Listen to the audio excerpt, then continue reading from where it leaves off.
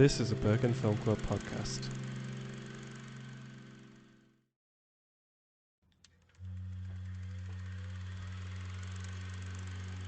Like an old movie removed from the frame, I am floating and looking for someone to blame.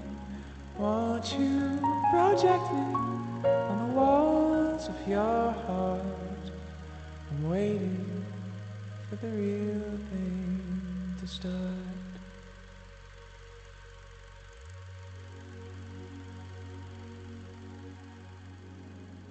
Hello, and welcome to The Real Thing.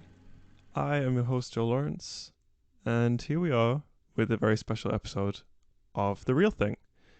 First, this podcast is an extension of Bergen Film Club, which is an independent cinema in Bergen, Norway. The film club's main goals are to give a voice to those who deserve it and give insight into unknown cultures and, most importantly, show amazing, cool films. On this podcast, I usually talk about the films included in the film club's program, past, present, and future. But today we have a special episode for you listeners, especially those living in Bergen, but also globally, whatever. You can also come. Today we are talking about the Arabisk Film Fest, Arabic Film Festival, which is going to be hosted in Bergen from the 20th to the 23rd of April 2023.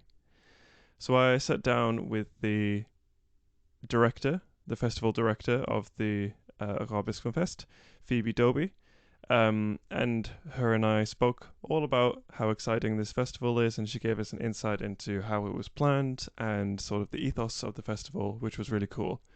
But I'm going to start by telling you a couple things about this festival, and then we can jump straight into the great talk that I had with Phoebe. So, the Arabisk Film Fest is an annual festival held in Bergen that showcases internationally recognized and award-winning films from and around the Arab region. It aims to highlight diverse classic and mainstream films that contribute to a more inclusive and representative film culture. Through various genres such as drama, comedy, thriller, and documentary, the festival provides a unique insight into a culture and a world that Western audiences often only see through the news or a specific lens. In addition to these films, the festival offers panel discussions, spaces to discuss film, and opportunities to savor Arabic music and food, and a range of experiences meant to engage and inspire attendees and create a sense of community and inclusion. It is this really cool multifaceted, multi-art festival, so it's very cool. The Arab Film Festival builds bridges across culture and aims to provide insight into Arab homelands and lifestyles with an opportunity to stay connected to the cultural scene of their home countries and our home countries. This festival is organized in collaboration with Cinemateca in Bergen and Bergen Film Club. But yeah, it was really cool, and I will leave links so you can check out the website, which is arabiskfilmfest.no. But here we have Phoebe Doby, the director, talking all about this exciting festival. And yeah, it was great to learn more about this festival. I haven't personally attended it yet because I wasn't living in Bergen previously, but I'm very excited to go, and I hope that anyone listening who is going to be in Bergen on between the 20th and the 23rd of April will go and check it out. But yeah, here is the interview with Phoebe. Hello, Phoebe. Hello. Thank you very much for joining us on the Thank podcast. You for having me. Yeah, very excited to talk all about this film festival. Yes. Hopefully I hyped it up well before this actual interview. So yeah, I was just hoping if you could tell me a little bit about this festival for those who might not have heard about it. So Arab Film Fest is actually, this year is our 5th year. It's a film festival focusing on exclusively Arab films. Mm-hmm. And the Arab context is a little bit of a broad spectrum. We've decided to keep the word Arab Film Fest because it encompasses most of the films that we have. And yeah, it's a film festival. It also has music. It has masterclasses and focuses largely on the very, very vast and good films that we have around the world that are primarily from Arab countries. Yeah. So, why specifically Arab Film Fest then? Well, we do have quite a large Arab community in Bergen, Mm-hmm. and when it comes to representation on the screen, we only have really one cinema in Bergen city centre, and they don't really screen a lot of Arab films. Yeah. We do have a big international film festival. They do have quite a few, but being able to focus on one region, I think, is quite important. This year we also have a board that primarily speaks Arabic. They're also from Arabic-speaking countries. And having representation and being able to show the vast majority of the films that they have, and the complexity and the beauty and the humour and the terror and everything in between, I think is really important. Yeah, definitely. Sort of broadening people's horizons and Yes, definitely. showing that people live there too and have experiences, and that Yes. there's such a large cinema industry there as well, which I There think is is. overlooked. And it's also quite old. Yeah. And that's what's really, we're screening one of our films as retrospective from Egypt in the 70s, Oh, which okay. was kind of the golden era. Hmm? And being able to showcase those kind of films that I hadn't heard about, that are like anchored in generations of quote unquote Arabs in Bergen or in the world, is really cool. And that the nostalgia that comes with seeing like the old films on screen. Yeah. I think that's really important, to be able to show that it's not just what we see in the news, Yeah. because it's like a 2-second or 2-minute Mm-hmm. clip of what's going on in some country, and you don't get the complexities of what happens, and you get to see the range of emotions that happen throughout people's lives, which is really important. Yeah, I think that's a really wonderful thing about the film festival, or kind of film clubs in Bergen, for example, is that you get exposed to these cultures that you know nothing about, and it's a really special and lovely opportunity, I think. It is. So very cool, good job. Thank you. And before we get into the sort of the program and everything, I was wondering, could you tell a little bit about your role as the director of the film festival? Yes. Yeah. Well, as director of a very small film festival, Mm-hmm. you do a lot of different things. Yeah. But I get to be kind of in charge of steering the votes. We do have a very good board, very competent board, but we do have a lot of ambition and ideas. And I think my biggest role is to make sure that we can do everything that we've set our mind to. Yeah. But yeah, I think in larger festivals you have less of a, what they call a Norwegian potato role, where you do everything. Okay. But I get to do mostly, I don't think there's anything that I haven't done in the past year, which is Yeah. very exciting. You get to learn a lot of new things, which is yeah. cool. Good for the CV. Yes, it is, definitely. Mm-hmm. Yeah. Okay. Then let's get into the program. Let's talk about the thing that we're all wanting to know about the festival is the films. So, which films are you most excited to show in the festival? It's a little bit difficult to say, but I think choosing one your of the favorite baby. Yes. Yeah. And favorite is difficult as well, but one of the films that I'm quite excited about, mainly because we're also very lucky to get the director, is Farha. It is a film that is currently shown on Netflix, but not in Norway as of now. It might be. There was a huge controversy when Netflix chose to screen it, and the Israeli government put quite a lot of pressure on Netflix and basically said, if you screen it, we won't allow Netflix in Israel. Wow. There hasn't been a lot of talk about the film internationally, definitely not in Northern Europe. Mm-hmm.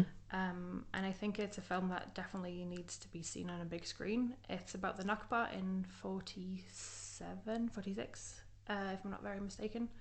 And it's a story that isn't told as often, and is told from a young girl's perspective. Yeah, okay. And it's also based on true story, which is quite Mm. impressive. Yeah. So yeah, I think that's one of the films that made possibly the biggest impact on me. It's beautifully shot. It's very, very well acted. And to be able to get the director to come to our fantastic. tiny festival is very fun. Yeah. Any other films? Maybe one that you're excited for the audience to see? Maybe weirdly enough, All Roads Lead to Rome. It's not a typical festival film, and that's kind of why we picked it. Oh yeah? Because I think especially when you're dealing quite heavy subjects, you can very often have documentaries that are very heavy, and like after seeing 3 documentaries you kind of want to go home and cry. And having like a film that's just funny and entertaining. It's a story about an actor who gets the role as the Pope, and he goes to a monastery to try and do some research. Okay. And then many things happen. Hilarity ensues. Yes, very much so. Yeah. It's a fun film, and I think that's very important to have the balance of the very serious stuff and then the just pure fun on film. Definitely. I think that's a really special thing to include in a program when you're trying to represent these countries, for example, is like by including something like that, then it feels to me that you're like really fleshing out how the cinema industry is there and what people are like there as well. Because just like you were saying in the news, you get like very kind of like a one-sided view of what it's like there. So I think that's really special to include something like that. Definitely. And the fact that it shows that there are Christians in a lot of Arab countries. They're not they are predominantly the Muslim, but there are a lot of other faiths involved as well. And you saw, like you said, the spectrum. Yeah, that's interesting. I didn't know that. So there you go. I've already learned something. So you mentioned this director of Faha is visiting, but what other directors do you have coming, if you want to hype them up? So we're also very lucky this year to have Dalia Al-Khouri. She's doing a masterclass, and she also has one long film and one short film screening at the festival. Yeah. She's based in Norway, and that's kind of one of the things that we very much want to do with the festival is bring out the talents that we have in Norway. We also, hopefully, if we're able to get everything to work out, have Karar, who is the director of Baghdad on Fire. Baghdad on Fire. Baghdad on Fire. Okay. I like Winter on Fire, but Baghdad on Fire. Yeah. He's also based in Oslo, and being able to bring directors that already live in Norway that are producing amazing content is really important, and to amplify their voices. She's Dahlia's coming, holding a masterclass. She does documentary and fiction, but she also mixes in fiction elements in her documentaries of like future tellings of how Palestine might be in the future, which I think there's an interesting way of like documentaries they are the truth, but they're not journalism, and being able to play around with the form and the hybrid form of it is really cool, to be able to create something that you wouldn't be able to create out of archive material. Definitely. Very cool. So what is the subject of her masterclass that she's giving? So it's imagining futures, and that's imagining futures through documentary and fiction, which she's actually writing her doctor degree on right now. So it'll be quite interesting to see how she's doing this in her own work, but also how she can teach people to do that in their work if they want to do documentary filmmaking or want to broaden their perspectives. It's always nice. Very cool. You briefly mentioned just before about the board being largely Arabic speaking. Tell me about forming this board and how important it was to have these different voices represented. Well, I took over in December of 2021, and the board was largely kind of out of the picture, and I wanted to create a new board that more represent the countries that we were screening films from. First of all, I don't speak Arabic. Okay. I can speak a little bit, but not a lot.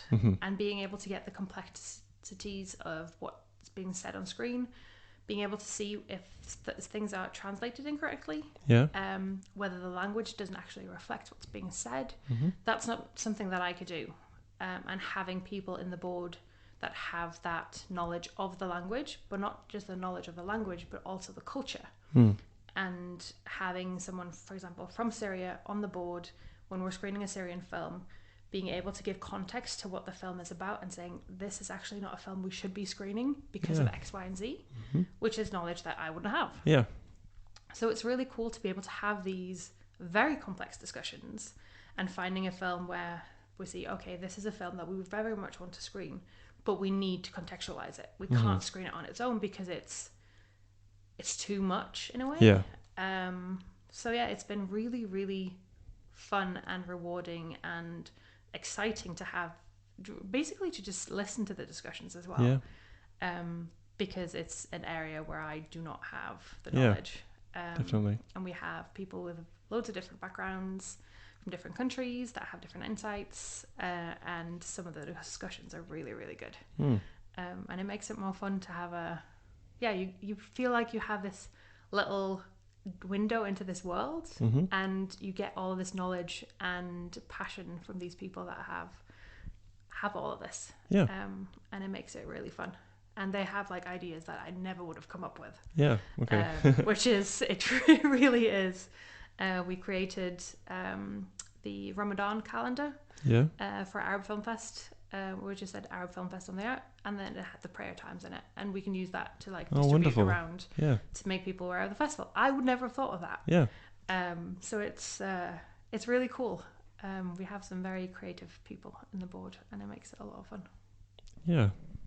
That's wonderful that you can get the voices of those who are in the films and stuff, and get this perspective of what is good or not good to show. And yes. Yeah, brilliant. And also not just that, one other funny thing is when you have people from, let's say, Jordan playing someone from Egypt, and the people will be like, well, they have a Jordanian accent. I can hear that they're not Egyptian, so that kind of takes you out of the film, and I would never be able to pick up on that. So it's all of these like nuances that are really so cool. Yeah. Okay, this might be a super testing your knowledge, so I'll try and be chill. I can cut it out if need be. What are the Arabic countries? Well, this is the thing. How do you define Arab?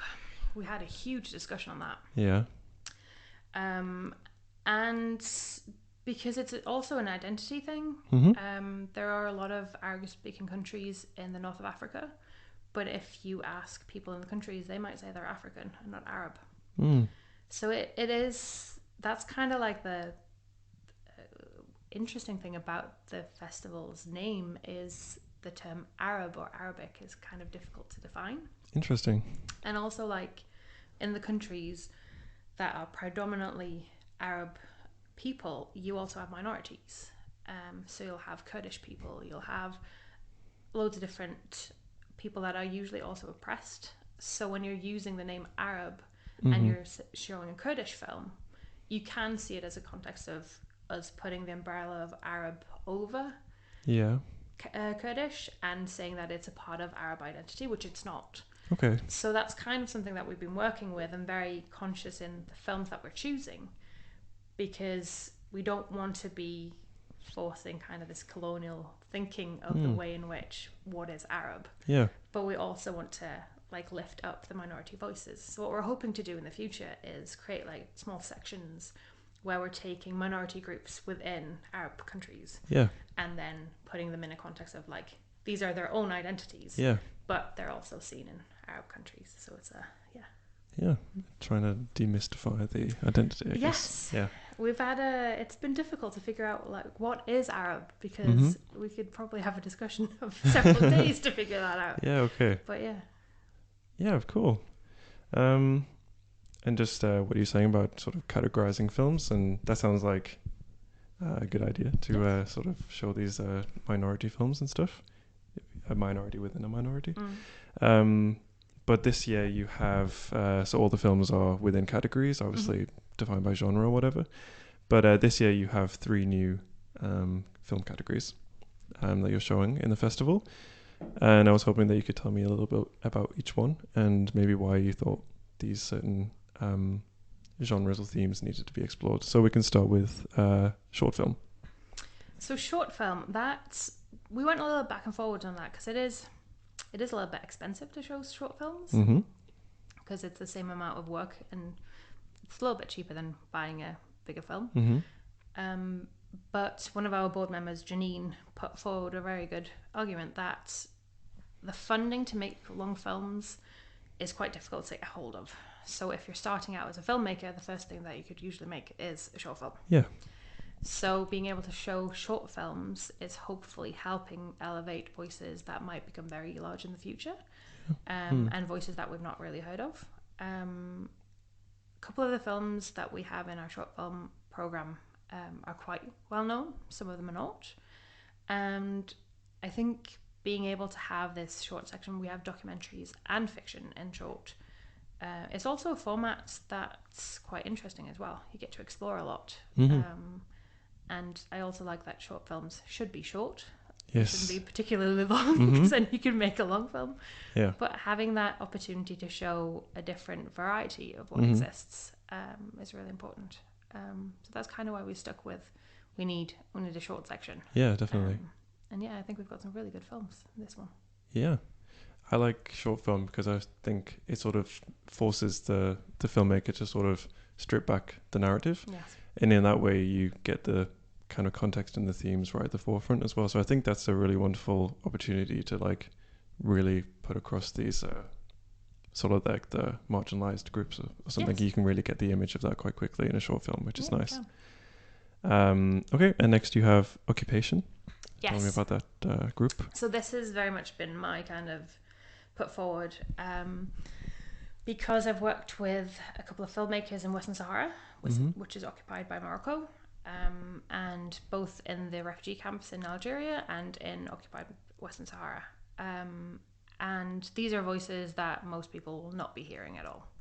We also have we have one film from Palestine, so we thought, how interesting wouldn't it be to have the theme of it being occupation and what comes of filmmakers that makes films under occupation, because you have this very intense surrounding around you and what do you produce, and being able to create this little, and this is something that we hope to be continuing with a broader selection, but being able to showcase people that wouldn't necessarily get showcased from areas where you don't have the best equipment, you don't have the best actors, you don't have the best of anything, but you are trying to make something.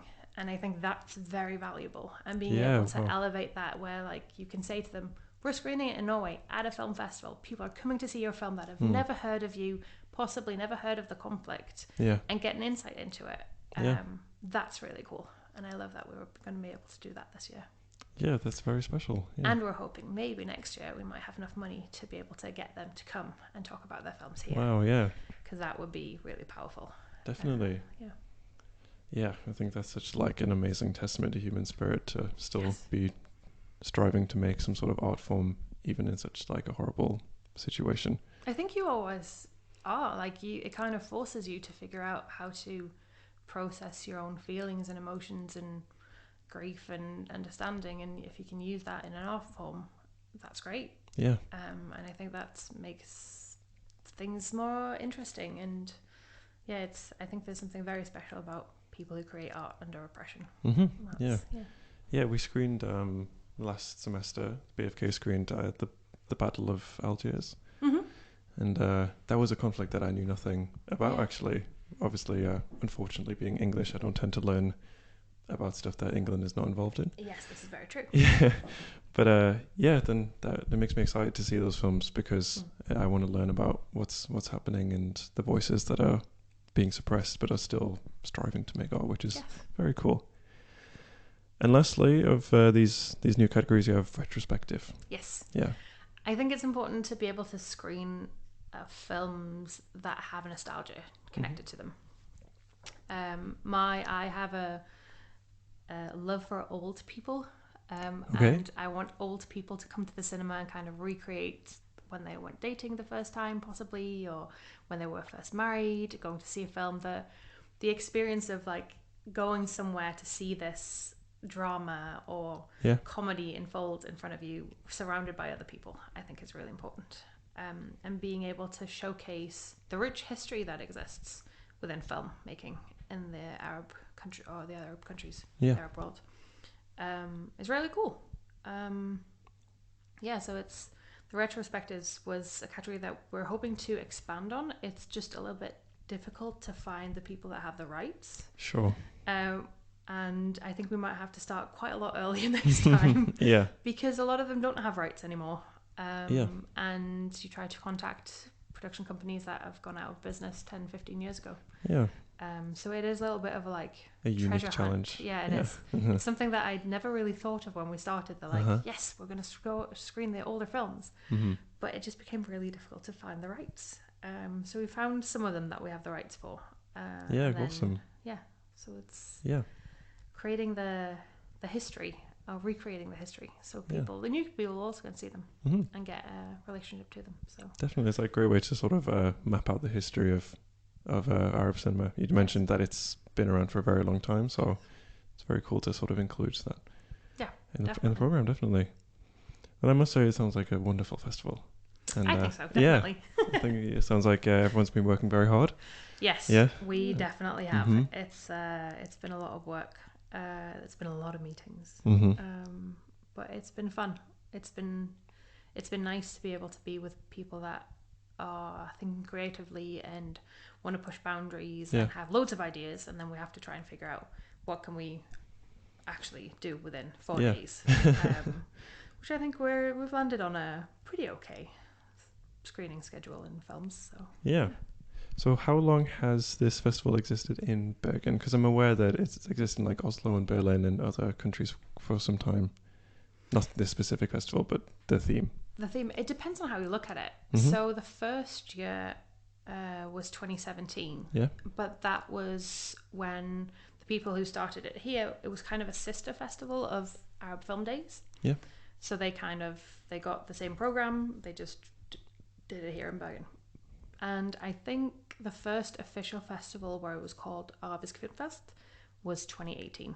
Okay. So that would be 5 years, if my maths is correct. Yes, that is correct. So yeah. Very cool. So I hope we can expand on that. Yes, keep striving in the future and Yes. bigger and better every year. Yeah. Okay. Is there anything else that you feel like we haven't touched on that you want to? Well, maybe the opening party. We have an go for opening it. screening, Daughters of Abu Rahman. And then we have our opening party, which is Al Biai, by a collective from Lebanon called Vegan Sushi for Breakfast. Mm-hmm. And then we have DJ Savannah afterwards playing music. And I think it's cool and good for us to be able to be not just a film festival only focusing on the films, Mm-hmm. but being able to draw inspiration from other areas. So the Yeah. opening festival party with an multimedia art installation about a sex-positive singer from the 70s in Lebanon. Wow. So they've used a lot of her music, so you can kind of just experience that as a party and dance if that's what you want to do, or you can kind of like dig deeper into like learning about her lyrics and where she came from and how she performed and her history, which I think is really interesting. I think being able to combine that with the films that we have as well makes for more of a dynamic festival. So it's Definitely, not just yeah. on the screen in the dark, but you can actually interact with people as well. Yeah, that's great. I love the idea of it being multimedia. That's so cool. Yeah. Yeah. Well, then I will say thank you very much for coming onto the podcast. Thank you for talking to me about this. So yes, thank you very much, Phoebe, for joining on the podcast and telling us all about this exciting festival. I really hope that people feel inspired to go, because it sounds like it's going to be a really amazing opportunity to get an insight into these cultures. Well, I personally don't really know so much about, and even just from that interview alone, I learned a lot. So I think it's going to be very cool, and they have a really great program. It's such a great mix of different films, and as she said, there's so many different opportunities to learn about these cultures, not necessarily through the films, but as she mentioned, there's going to be workshops and more kind of like collaborative art experiences. So definitely check out on the website. They have a whole, a list of things happening and schedule. That's the word I'm looking for. Great schedule. And yeah, additionally, if you still have time and you want to give more, you can register to be a volunteer. Also on their website, so definitely go do that if it's something that you want to be a part of. But that's that. Thank you very much for listening to this episode. It's been fun to promote the film festival. I hope that people will want to go. Next week on the podcast, we are joined by another BFK board member, Anna, and we're going to talk all about the film Gates of Heaven, which is a very interesting, cool documentary. We're going to be talking about some dead pets, so definitely look forward to that. But I've been Joe Lawrence. This has been The Real Thing. Thank you for listening. Goodbye.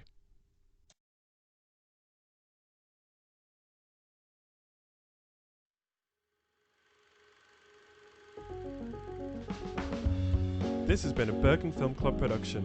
Our music is by Wise John. Check them out on Instagram at WISEJohnOfficial. Our logo is by Pia Sofia Brentersen. This episode was produced, mixed and engineered by Joe Lawrence. Our researchers are Inke Shilpgaiben and Mamina Nazmajid. Want to talk to us about films? Then please send us an email at podcast@bergenfilmclub.com. Follow the show on Instagram and Twitter at TheRealThingPod. Check us out on Letterboxd at BFK The Real Thing. Thank you and goodbye.